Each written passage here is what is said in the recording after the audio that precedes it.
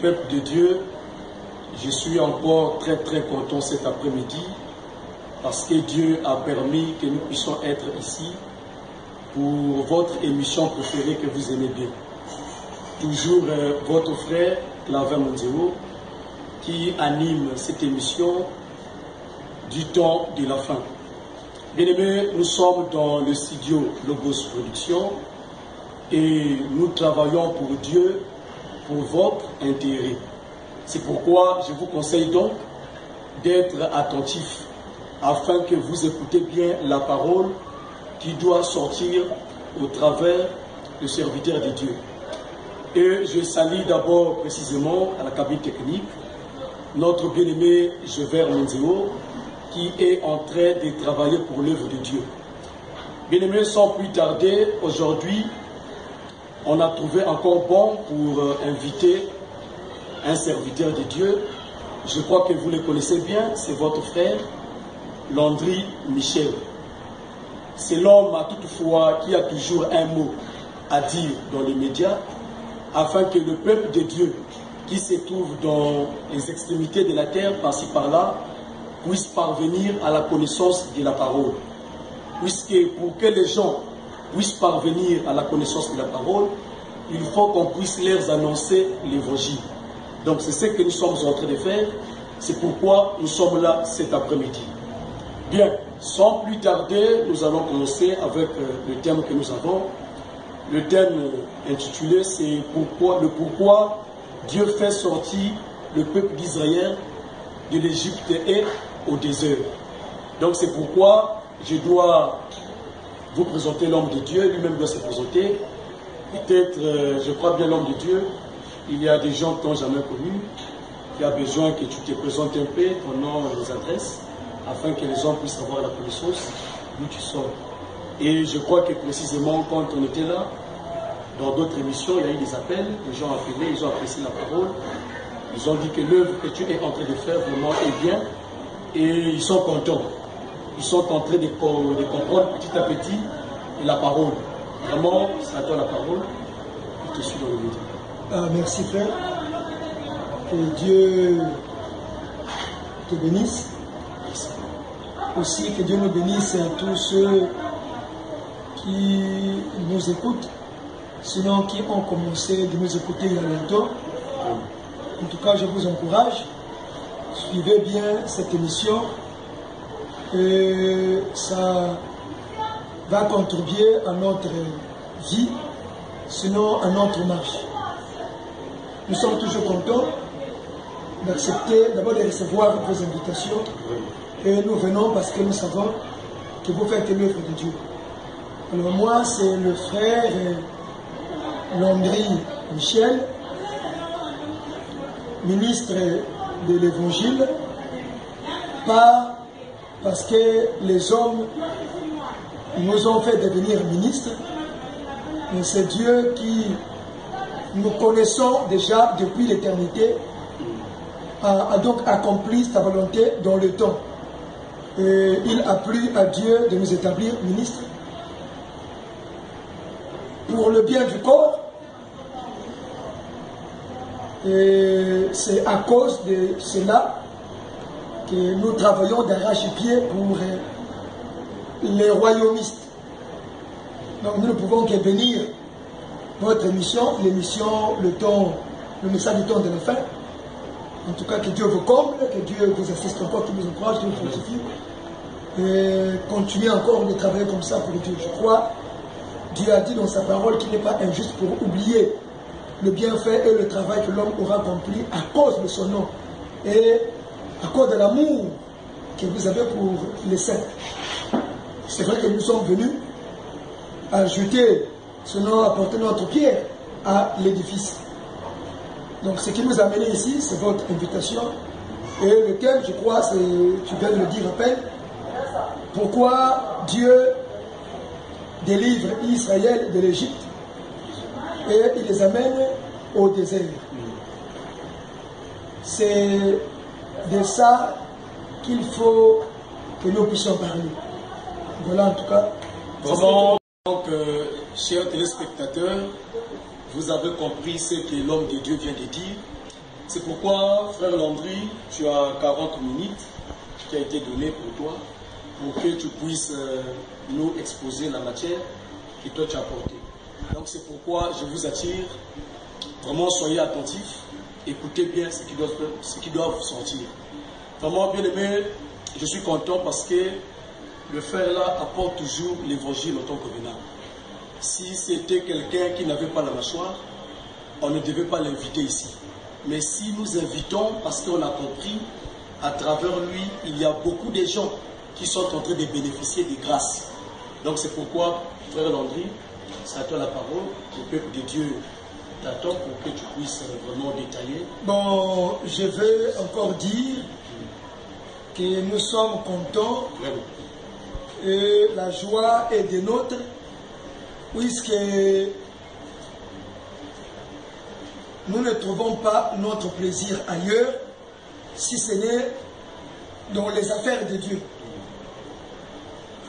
Quand Jésus-Christ, fatigué du voyage, est arrivé donc proche du puits que Jacob avait donné à Joseph,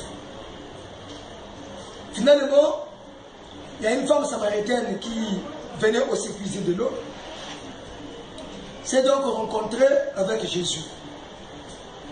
Pendant qu'il causait, les disciples étaient partis chercher des vivres.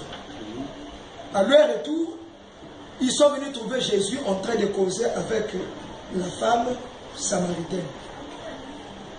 Les gens ont dit à Jésus, les disciples ont dit à Jésus, mais il faut que tu manges. Jésus dit, ah, moi, la nourriture que j'ai à manger, c'est faire la volonté de celui qui m'a envoyé. Et nous, également, en tant que serviteurs de Dieu, le travail qu'on a à faire, c'est faire la volonté de celui qui nous a enrôlés. Faire sa volonté, c'est annoncer sa parole. Parce qu'il est écrit que l'homme ne vivra pas seulement du pain, mais de toute parole qui sort de la bouche de Dieu. Les païens, les gens du monde, et pour qu'ils vivent, il faut qu'ils mangent la nourriture qui correspond à la chair. Parce que c'est ça leur nature. Et les enfants de Dieu également, c'est vrai, que étant donné qu'ils sont sur la terre, ayant un corps mortel, ils mangent, c'est vrai, mais sauf ils ne se limitent pas seulement à manger la nourriture charnelle, la nourriture que nous mangeons, mais aussi ils doivent manger une vraie nourriture qui n'est autre que la parole. Donc, ce que nous allons dire, en fait, c'est une nourriture que nous sommes venus donner, c'est que nous allons donner aux enfants de Dieu. Donc, si tu es affamé, tu as envie de manger, en tout cas, prépare-toi, tu seras bien servi. Encore, si tu as soif, tu veux boire de l'eau, nous vous avons apporté de l'eau vive, de l'eau qui coulera pour l'éternité dans votre vie. Sans plus tarder, nous allons lire une écriture. C'est dans le livre de Matthieu, le chapitre 4, le verset 17. Vous pouvez nous aider à faire la lecture? Oui. Nous lisons dans le livre de Matthieu 4, verset 17. Ça, c'est ma tradition. Oui.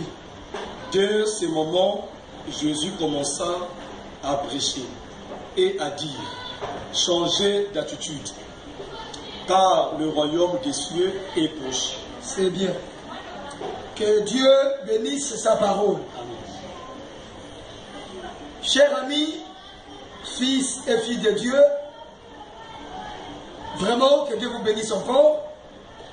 Recevez-nous, sinon recevez la parole que nous vous apportons. La parole de Dieu n'est pas destinée à tout le monde. La parole est destinée aux élus. C'est donc aux prédestinés que nous allons nous adresser cet après-midi. Parce que Jésus-Christ a dit à la femme samaritaine qu'on ne donne pas des choses saintes aux chiens. On ne donne pas la nourriture des enfants aux chiens. Ça veut dire que si tu n'es pas un fils de la maison, si tu n'es pas une fille de la maison, la nourriture qui est la parole ne peut pas te concerner. Pour que cette parole te concerne, il faut que tu sois un fils de la maison. Si donc tu étais bien-aimé, la parole que nous allons prêcher va te concerner. Écoutez, nous sommes un peuple averti, un peuple qui a reçu les instructions du Seigneur par l'œuvre apostolique. Et nous ne pouvons pas changer d'attitude à l'égard du service apostolique. Comprenons que eux-mêmes, les apôtres, ils ne pouvaient pas marcher contrairement à ce que Jésus-Christ est venu accomplir. Jésus est venu accomplir quoi? Il est venu accomplir la volonté de Dieu. Il a annoncé quoi? Il a annoncé le royaume des cieux. Les apôtres, à leur tour, ils nous ont apporté le message de l'heure. Quand nous disons le message de l'heure, ce n'est pas un message quelconque qui veut intimider, sinon qui veut impressionner les gens. Le message de l'heure, c'est seulement annoncer aux hommes le royaume des cieux et la vie éternelle. Vous comprenez? Donc, quand nous prêchons, nous devons nous atteler à la vie éternelle et au royaume des cieux. La Bible dit que dès ce moment, le Seigneur Jésus-Christ commençait à annoncer la parole, la bonne nouvelle de l'évangile. Il disait aux hommes, répondez-vous, car le royaume des cieux est proche. C'est ce que Jésus-Christ a annoncé. Et les apôtres, à leur tour, ils ne sont pas venus avec leur propre message, mais ils sont venus répéter, sinon dire ce que Christ avait annoncé. Et nous aussi, il ne faut pas que nous puissions enlever les bornes qui ont été établies. Le Seigneur dit que on ne donne pas la nourriture des enfants aux chiens. C'est-à-dire, si il y a des hommes, si le Seigneur appelle et il dit à la femme cananéenne ainsi, c'est parce qu'en dehors d'Israël, il y avait un peuple qui était égaré, éloigné, qui n'avait pas le droit de manger ce que Dieu avait réservé à Israël seulement. Nous comprenons que c'est Israël qui était le fils et les filles de la maison. Donc la nourriture était seulement préparée uniquement pour eux. Maintenant, nous les païens, les nations du monde, on n'avait pas accès à ces choses. Est-ce que tu vois? Maintenant, si aujourd'hui, nous avons trouvé grâce à écouter la parole, jusqu'alors, ce n'est pas pour tout le monde, c'est seulement pour ceux qui ont en eux la marque du royaume des cieux. Écoutez, quand tu as fait la lecture, c'est Jésus-Christ qui dit, répondez-vous, car le royaume des cieux est proche. Nous comprenons qu'il y avait un peuple qui avait été destiné à vivre le royaume de Dieu. Un peuple destiné à vivre le royaume de Dieu. Maintenant, quand il y a repentance, c'est que le peuple à qui la grâce, la faveur avait été faite de vivre le royaume des cieux ne pouvait pas vivre ce royaume des cieux s'il n'avait pas la repentance. Est-ce que vous comprenez? Si nous ne parlons pas, si nous ne répétons pas la parole que Christ a dit, nous serons des faux serviteurs. Tu sais, bien-aimé, aujourd'hui, il y a du tâtonnage dans le milieu chrétien. Les gens écoutent la parole, mais on se rend compte qu'au fur et à mesure, ils écoutent la parole, ils s'attachent encore aux choses de la terre, sinon aux choses du monde. Déjà là, on peut se poser la question. Est-ce que ces enfants de Dieu qui s'attachent, qui aiment les choses de la terre, on leur prêche comment? On leur dit quoi? Est-ce que tu vois? Le Seigneur dit, répondez-vous, car le royaume des cieux est proche. C'est qu'il y a la repentance et le royaume des cieux. Un peuple ne peut pas se repentir s'ils sont dans la justice.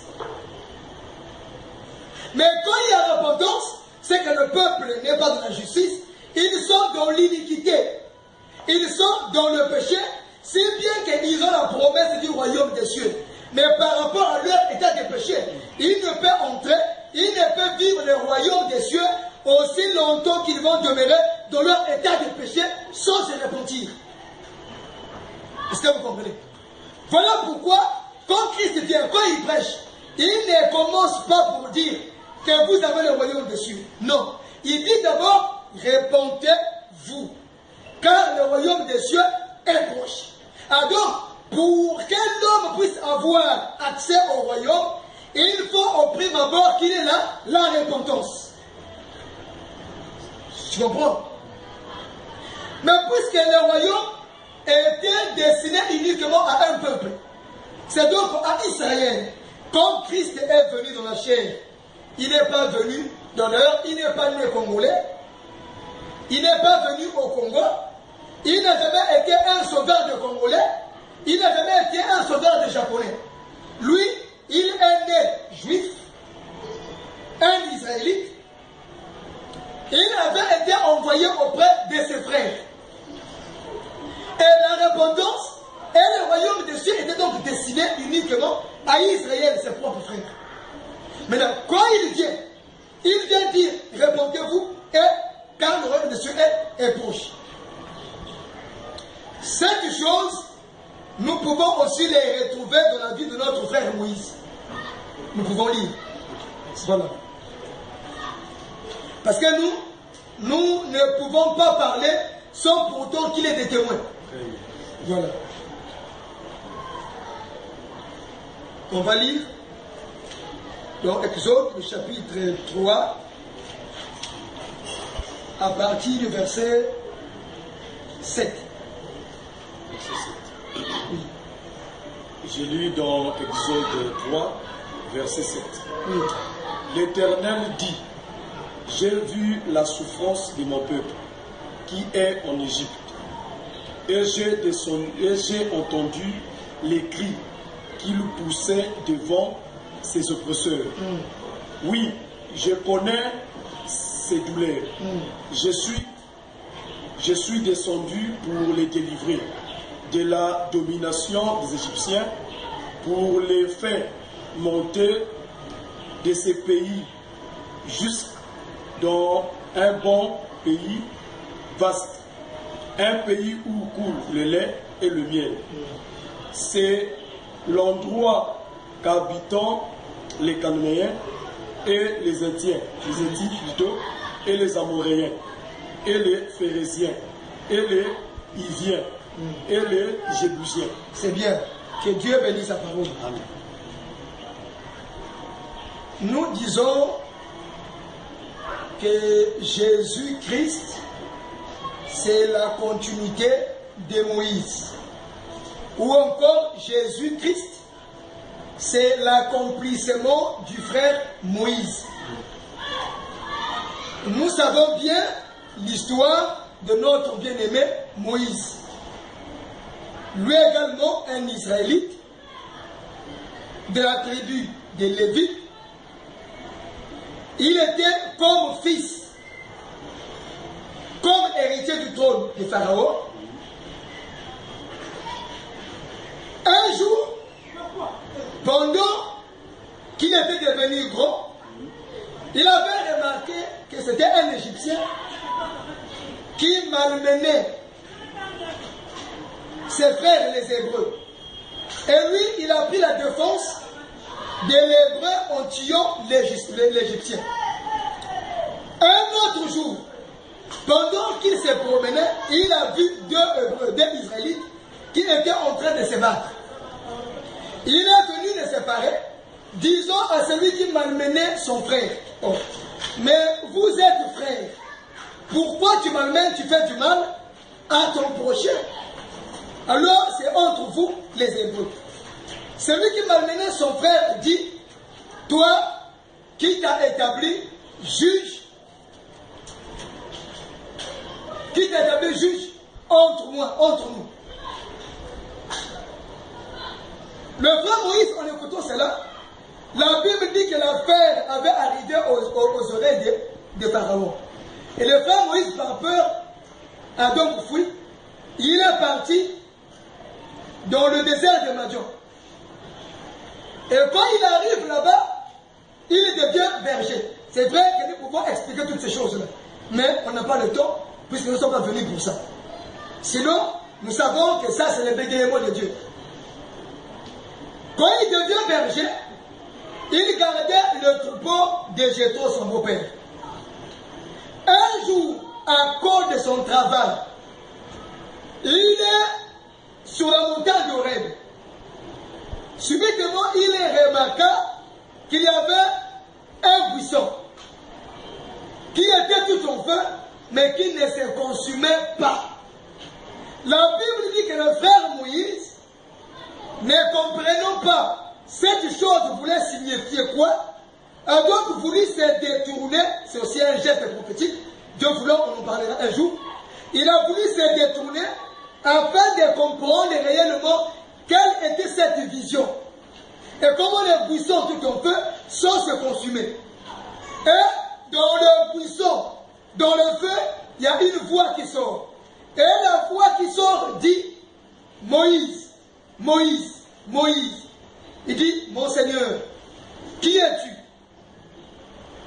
Dieu dit, moi, je suis descendu. Non, c'est bien que nous lisons, pour éviter les accusations.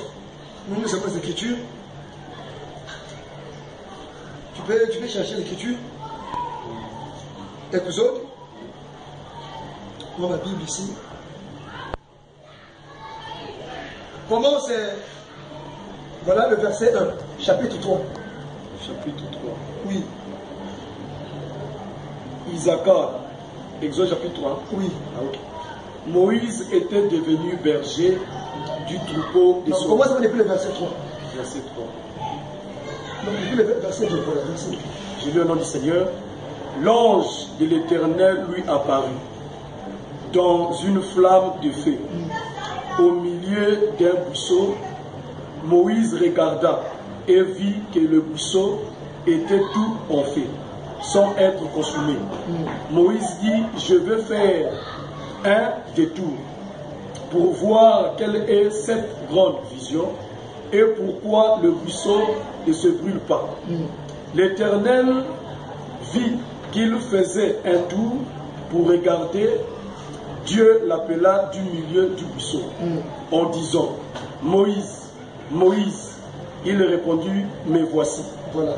Dieu dit, ne t'approche pas d'ici. Retire tes sandales, car l'endroit où tu te tiens est une terre sainte. Il ajouta, je suis le Dieu de ton père, le Dieu d'Abraham, le Dieu d'Isaac et le Dieu de Jacob. Moïse se cacha le visage, car il avait peur de regarder Dieu. Voilà, que Dieu bénisse sa parole. Amen. C'est Dieu qui était descendu sous la forme d'un ange, appelé l'ange de l'Éternel.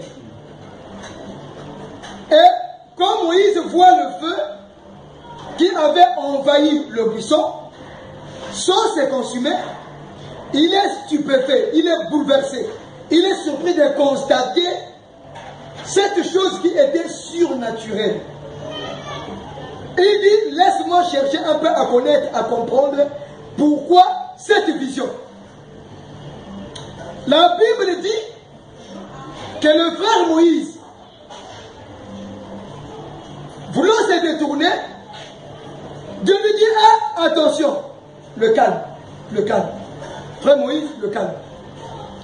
Le lieu où tu te trouves est une terre sainte.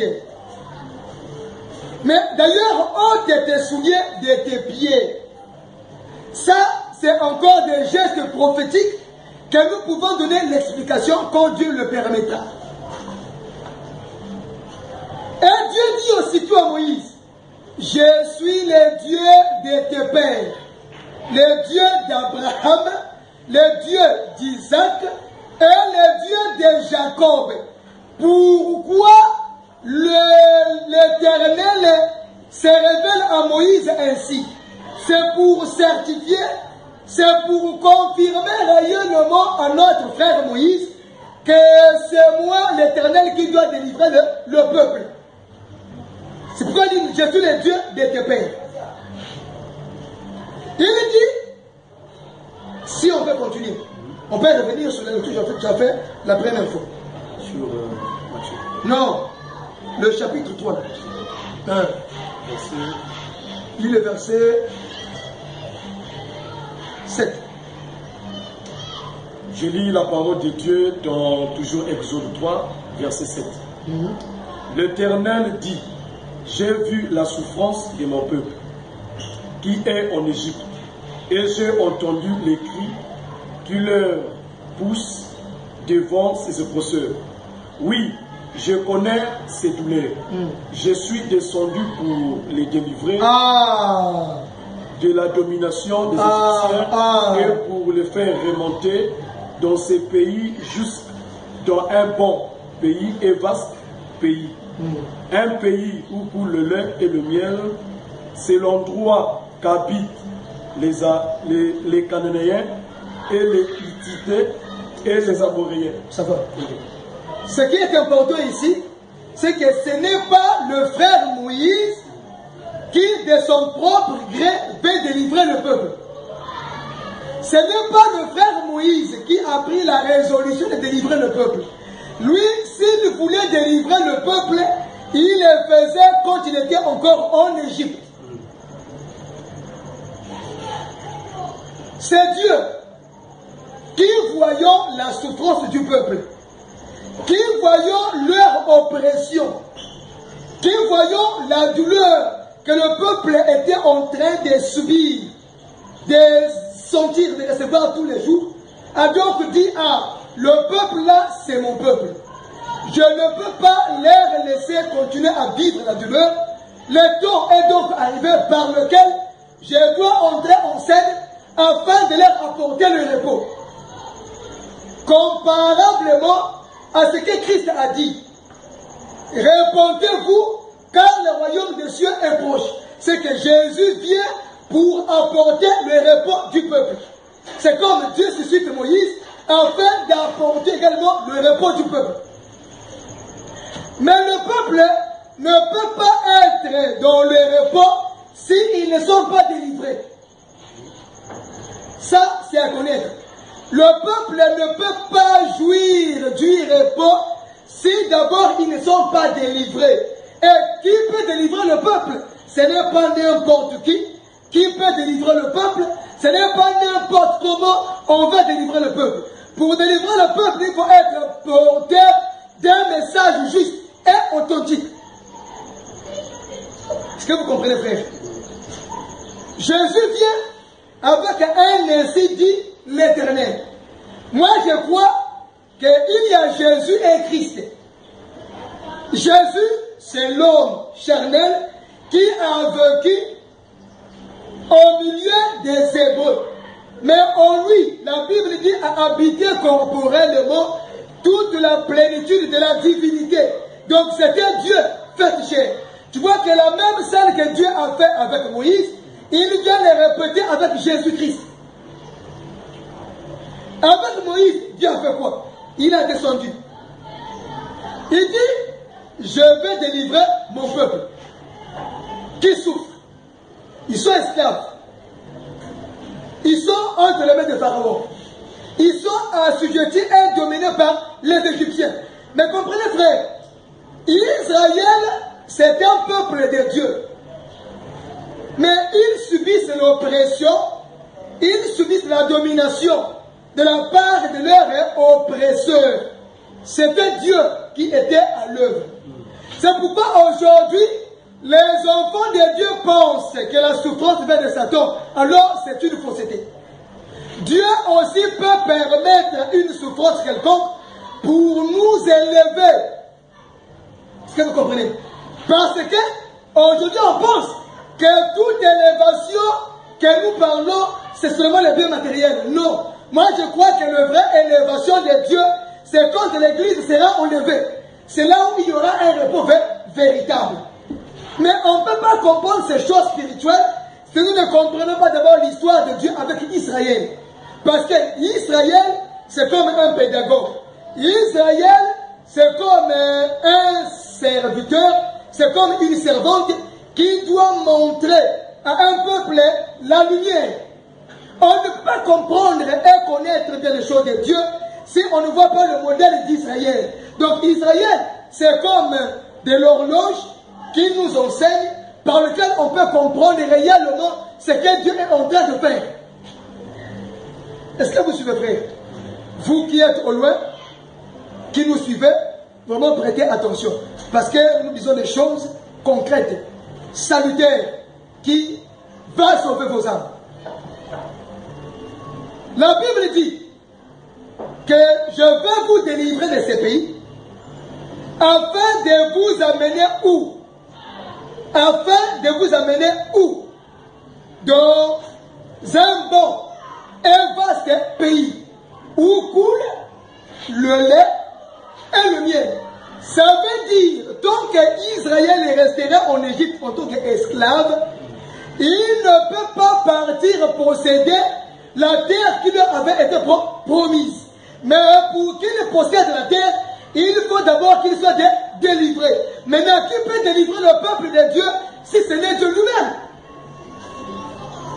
C'est pourquoi Dieu maintenant suscite le frère Moïse. En réalité, le frère Moïse, c'était seulement l'ombre. La réalité, le véritable, c'est Yehoshua Shaddai, qui était venu accomplir la volonté de Dieu. Aujourd'hui, on nous dit qu'il y a plusieurs prophètes qui sont apparus. Je ne sais pas pour servir de quoi. Alors qu'un grand messager, un prophète, quand il a apparu, c'est pour qu'il apporte un message de délivrance. Vraiment. Est-ce que vous comprenez? Aujourd'hui, on nous dit, on nous apprend qu'il y a plusieurs prophètes du temps de la fin. Même ici au Congo, on a maintenant beaucoup de prophètes. Ils sont nombreux, mais nous ne savons pas pourquoi Dieu les a suscités. C'est pour servir à quoi? Moïse, Dieu les suscite grands prophètes, avec un message bien précis. Va délivrer le peuple.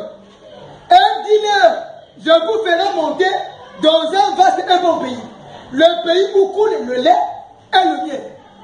Quand le Seigneur vient, il dit, répondez-vous, car le royaume des cieux est proche. Nous comprenons par là le but du Seigneur, c'est délivrer le peuple. Le but de l'évangile, c'est délivrer le peuple. On ne peut pas délivrer quelqu'un qui est libre.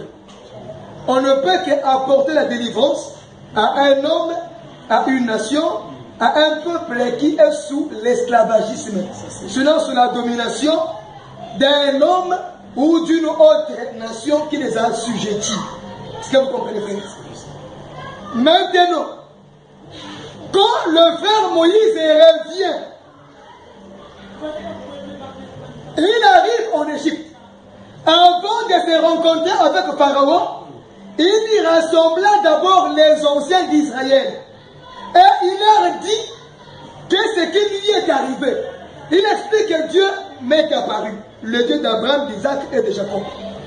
Et il m'a donné un message à vous dire. Le temps de l'esclavagisme est enfin arrivé à sa fin. Il faut maintenant qu'il a promis. Et quand le peuple a écouté la voix de notre frère Moïse, la Bible dit que les anciens d'Israël ont cru. Ils n'ont pas cru que Dieu va les revenir en Égypte. Écoutez-nous très bien.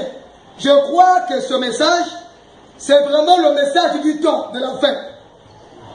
Parce que nous sommes le temps de la distraction, où les soi-disant hommes de Dieu, au lieu de pousser le peuple de Dieu à s'apprêter pour qu'ils retournent chez eux, mais les soi-disant hommes de Dieu sont en train de pousser les enfants de Dieu à être le fils de serpent, c'est-à-dire que ceux qui vont aimer la terre et les choses de la terre. Alors nous savons que les biens matériels vont passer. Ce qui est d'abord primordial, c'est le royaume de Dieu que nous devons annoncer aux enfants de Dieu. Pourquoi? Parce que le frère Moïse vient dire au peuple, Dieu m'a visité. Il m'a dit, il va vous délivrer par moi. C'est pas en vain qu'il va vous délivrer, c'est pour qu'il vous conduise afin que vous puissiez prendre la terre promise. Et le peuple, en écoutant un bon et vaste pays où coule le lait et le miel, se sont dit, oh, mais pourquoi rester ici et faire quoi ici? D'ailleurs, on est esclave, on est asservi, on n'est pas libre, nous souffrons tous les jours. Donc nous préférons un tel message. Oh, quand nous parlons ainsi, nous sentons un chagrin dans le cœur.